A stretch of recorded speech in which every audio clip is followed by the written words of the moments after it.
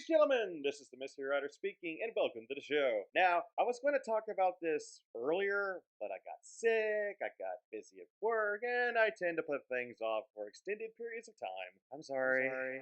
But anyway, back in February of 2023, I went with a buddy of mine from work and a couple of his friends to Atlanta Comic Con. We had a blast. And it was there I met a friend of mine for the first time, Mike Bracken, aka the Horror Geek. He and I have been Facebook friends for a couple of years now, and I really wanted my publisher to get him to promote my book, Nightmares of the New Order. But if you haven't seen a previous video of mine, you know how that went down. Yet I was determined to get him a copy of my book. And when I heard he was going to be at the Atlanta Comic Con, I jumped at the chance, told my buddy Cy about it, who then invited a couple of his friends, one of whom just slept in the car for 2 hours in the parking lot. Yeah, and it was while we were there, we were informed of the upcoming MomoCon. I heard about this convention in the past, never thought much of it to be honest, but after Cy heard about it from this guy, he and I decided to go. Since MomoCon is literally next week as of recording this video, I'm super excited because I hope to meet a childhood icon of mine. Yes, there will be a ton of YouTubers, voice actors, and VTubers. Wait, how do you get an autograph from a VTuber? They don't show their faces. Iron Mouse literally accepted the award for Best VTuber through a screen. But the one I am most excited for is none other than Don Bluth.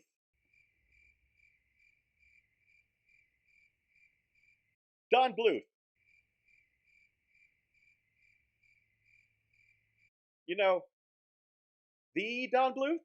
Okay, so for some of you younger viewers, allow me to explain who Don Bluth is. Don Bluth is a legendary animator who is best known for such classic films including Secret of Nim, An American Tale, The Land Before Time, and Anastasia.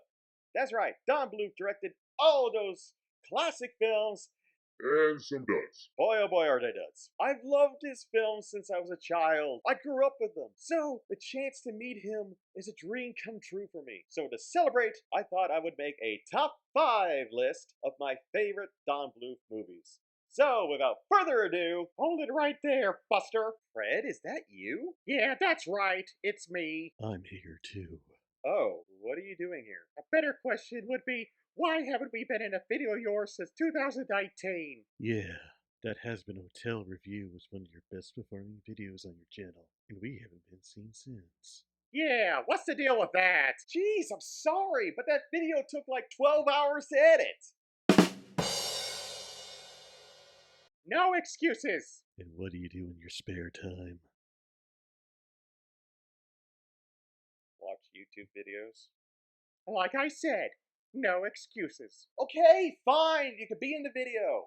Yay, I'm so excited. So what are we doing? I just finished explaining the topic of the video. Yeah, but we weren't here. Well, I can't just go through it all over again. It would just make this whole segment of the video redundant. And the topic was... Don Bluth, the legendary animator, the director of such classic films such as An American Tale and The Land Before Time.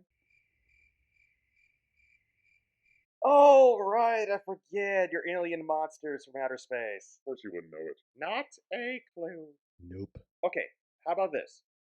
Instead of me having to explain it to you guys and sound redundant to my audience, how about we just watch the Saberspark video talking about the career of Don Bluth, okay? Sounds good to me. I'm down. Okay, great. Wow, that was really informative. Yeah, I learned a lot. Great. So now we can move on to my top 5 best Don Bluth films. Aren't you going to do any honorable mentions? Oh, right. All right. I almost forgot about that. So I have 2 honorable mentions. The first is Titan Age. Released in 2000, this was sadly Don Bluth's last film, period. He's trying to make a comeback with launching a Kickstarter and an Indiegogo campaign to help fund the adaptation of his hit video game Dragon Slayer, but nothing's really come of it in the last few years. Anyway, yeah, Tiny is not the best film, nor is it the worst. It's just average. The story is on the slow side, the characters are mostly archetypes with minimal character development, and the CGI effects haven't aged as well as films that came out the year before, like The Iron Giant or Toy Story 2. It's still an enjoyable film with plenty of action, a good twist villain I didn't see coming, and the animation is top notch.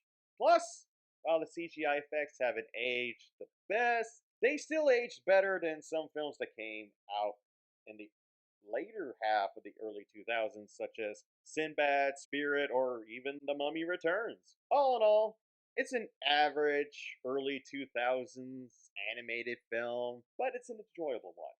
4 out of 5, average! So, yeah, my second honorable mention might be a bit controversial. It's All Dogs Go to Heaven. Wait, what? I know, it's a bit of a shocker. But doesn't that film have a strong cult following? Yes, And a direct-to-video sequel. yes. And that sequel got a short-lived cartoon series? Wait a minute. How do you guys know all that but didn't know who Don Bluth was?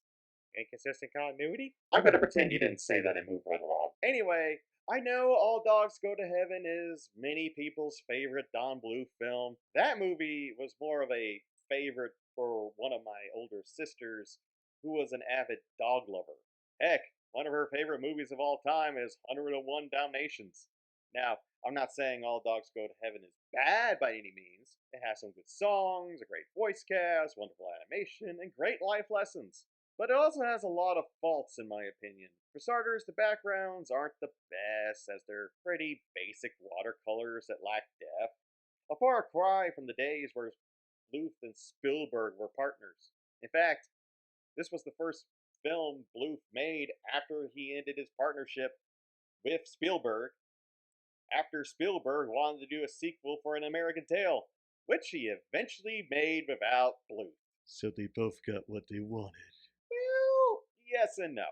Yes, both got their wishes, but not for the better, especially for Bluth when All Dogs Go to Heaven ultimately bombed at the box office. Why? I'll give you a hint. The remake's coming out next week. Oh, right. Apart from the backgrounds, another reason why All Dogs Go to Heaven didn't make my list is the scene with the puppies and Charlie singing about sharing.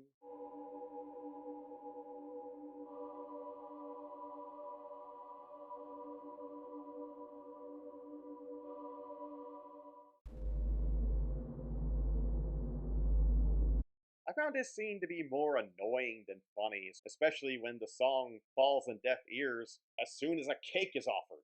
Speaking of Charlie, he's not my favorite leading character. He's not a bad character by any means, but I always found it hard to root for him, especially since he's so obviously manipulative and isn't smooth or charming about it. But this is just a personal opinion. Plus, he does have a good redemption arc throughout the movie, and his nightmare scene where he goes to hell was fantastically scary with great visuals. Overall, All Dogs Go to Heaven isn't a bad movie, it's just not my favorite. Also, I love the Weenie Dog. Best character of the movie. Voiced by Dom DeLuise. Besides maybe the main bad guy and the alligator. Both really good characters. Okay. So the supporting cast is actually really good. 4 out of 5. Average! I guess that leads us to number 5. Which again might be controversial. How come? Because it's Rockadoodle. Isn't that often considered one of Don Bluth's worst movies? Yes. And for many good reasons. The editing is clunky, certain lines of dialogue were clearly recorded and changed after the animation was finished, making what some of the characters say in certain scenes not match their lips at all. Weird transitions from shot to shot, and the narration is unnecessary 60 to 70% of the time. That being said, I've always enjoyed this movie. Heck, it was one of my favorites as a child. It was one of those movies I had on rotation at the local video store back in the 90s, as I would have my parents rent this movie over and over. I love the story, I love the characters, and I love the Elvis inspiration. I still think Duke is an underrated animated villain, as he's so cruel and unapologetically evil, kind of like Jack Horner. This film isn't the best, but is by no means the worst. I disagree 100% with the nostalgia critic that Rockadoodle is Don Bluth's worst movie, despite its flaws. So in other words, you're blinded by nostalgia. Oh yeah, totally. 4 out of 5, it's just an average 90s animated flick. Okay, on to number 4. Anastasia. Oh, good choice. Thanks. So yeah, this is a wonderful film, and one that brought Don Bluth back into the spotlight once more after the funk he found himself in after his breakup with Spielberg.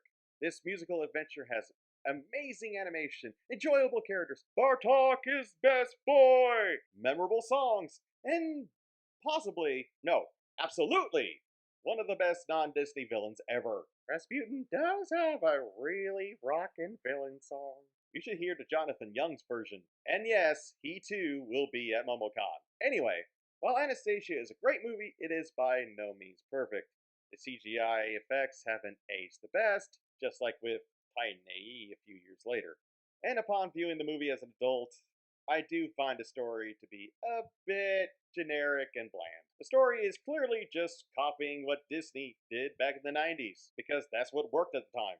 And it's so obvious! Plus, some people have found this movie to be offensive because it was later determined that the real Anastasia had actually died alongside the rest of her family. Overall, I give this film a 4.5 out of 5. Above average!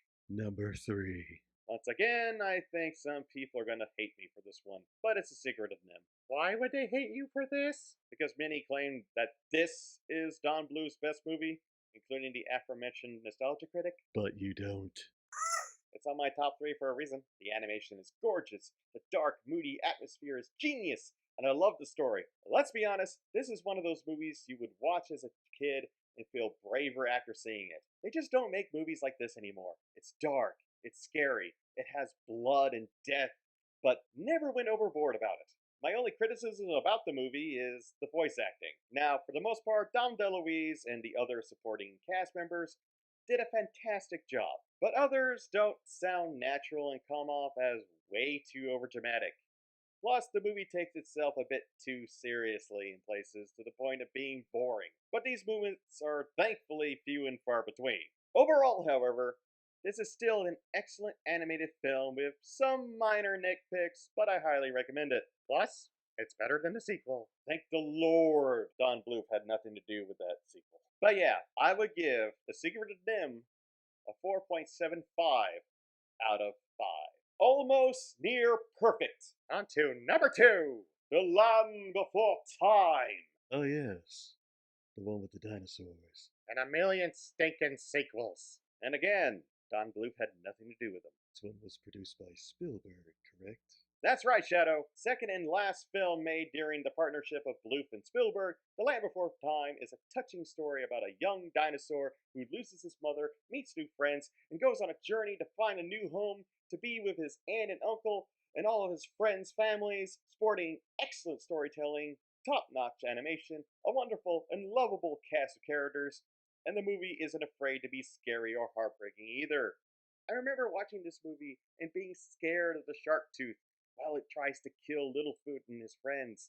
Plus, this movie has some of the best lighting I've ever seen in an animated movie. The use of light and dark between scenes of hope and life to that of death and despair is awe-inspiring. Therefore, I give The Land Before Time a 5 out of 5.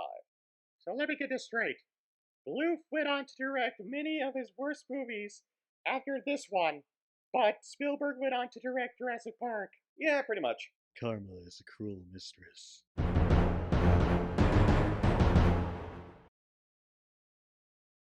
Yeah, it's an American tale. A story about a young mouse named Feifel and his family who immigrate to America during the late 1800s after their homes are destroyed, thinking and even singing about how there are no cats in America. But they are. Yep. Talk about bursting their bubble. Anyway, Feifel gets tossed overboard and arrives in New York by himself, where he meets a colorful cast of characters, including my favorite character of the movie, Tiger, once again played by Dom DeLuise. This Oscar-winning movie is worthy of praise, with stellar voice acting, amazing visuals, and memorable characters. I love everything about this movie, This movie is a masterpiece. and therefore I cannot give it anything less than a 5 plus out of 5. Beyond perfect! Wow, what a list. I'm sure some angry people on the internet will come and criticize you. Like how you should be criticized for that annoying voice. Hey! Okay, you two, no fighting. Sorry about that, folks. I've been the Mystery Writer. And if you enjoyed this video, please like and subscribe for more. We're so close to hitting 50 subscribers, so every little bit helps. And until next time, sayonara.